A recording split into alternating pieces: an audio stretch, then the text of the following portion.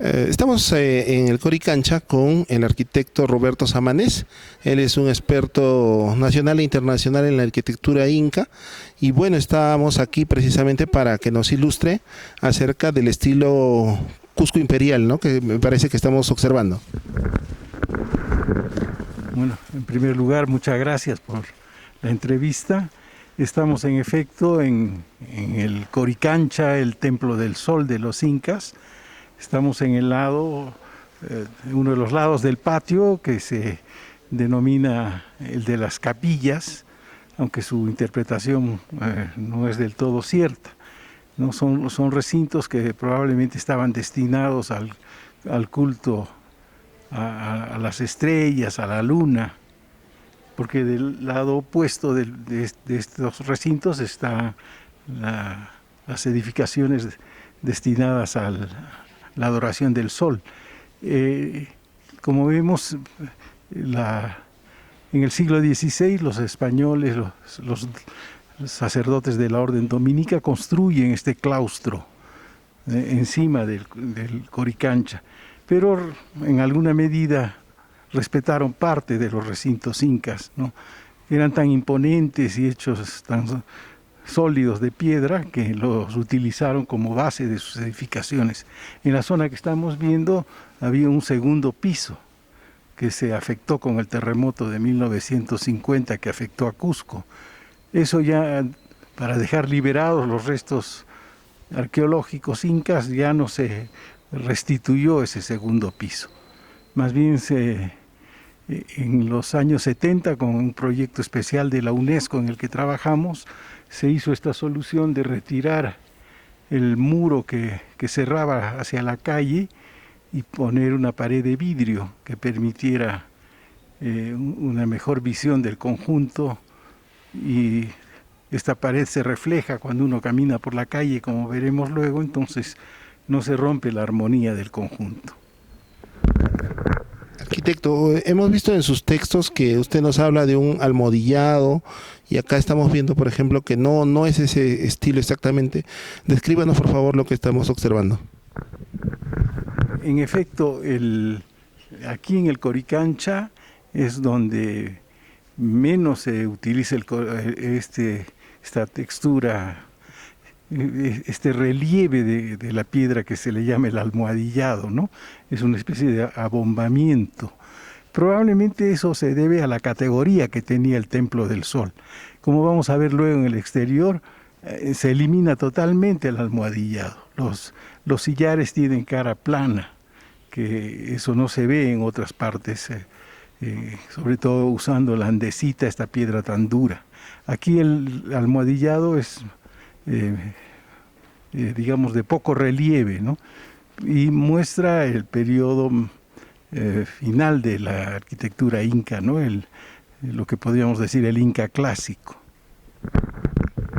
Bueno, otra diferencia con lo que trajeron los españoles es que estos muros, por tener este aspecto trapezoidal, piramidal, hacen fuerza sobre sí mismos y son antisísmicos, ¿no? Cuéntenos eso.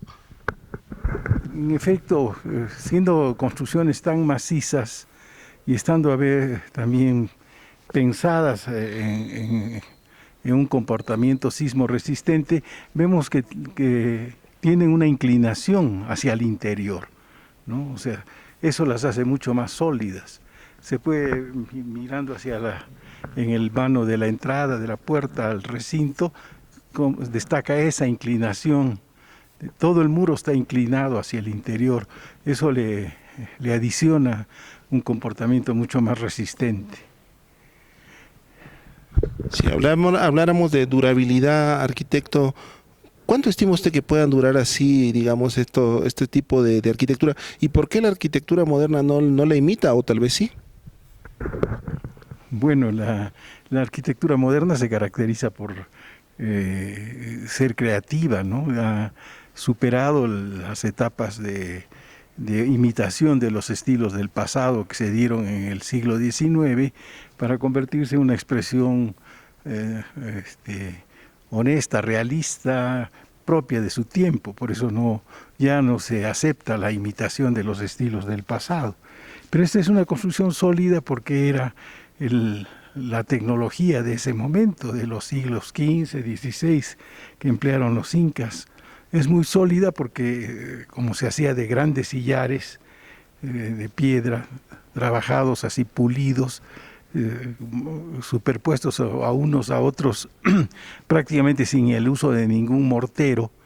En el interior estas piedras se abren un poquito y ahí hay una cama fina de arcilla y arena, pero eso es solamente para acomodar las piedras, no es un aglutinante, o sea, estas piedras no trabajan no están pegadas, están colocadas, unidas por gravedad.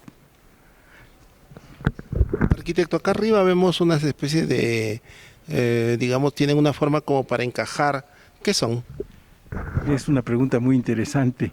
Esto se encontró cuando se retiraron lo que quedó de los muros de adobe que formaban el segundo piso de este sector del claustro, y tanto en este lado como en el del frente, donde está la parte dedicada al sol, hay estas muescas, estos bajorrelieves, que la única explicación que han encontrado los arqueólogos, que eran para colocar los ganchos de las planchas de oro y plata, en este caso de este lado, de las estrellas y la luna, que revestían el templo, ¿no? De estas láminas metálicas preciosas hay descripciones de los cronistas, esto todavía lo vieron y lo dispusieron los españoles del primer momento, ¿no?